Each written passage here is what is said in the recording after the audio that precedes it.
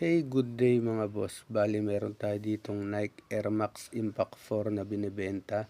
So ang sizes natin dito is limited lang. So may mga size na small size na nabenta na. So ipakita natin sa inyo para talagang makita ninyo kung maganda yung design. Usually sa mga nagbabasketball talaga, mas pinipili nila yung magaang. So yung gaang ng sapatos na to is check natin. Ganda niyan. Tapos yung colorway niya, so hindi siya masyadong katulad ng mga puti na attractive, but eto aalagaan yung paan ninyo neto mga boss.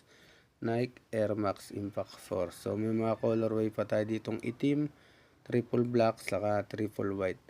So yung midsole nito, ayan, may colorway siya na parang dilaw or dilaw na talaga.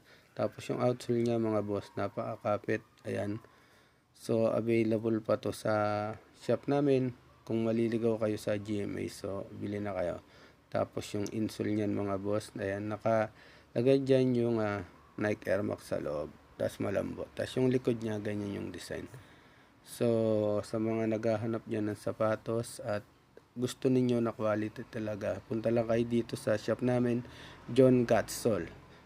Ayan ganda pinatong na natin sa box talaga para hindi na natin i-unbox, hindi na papahabain yung oras.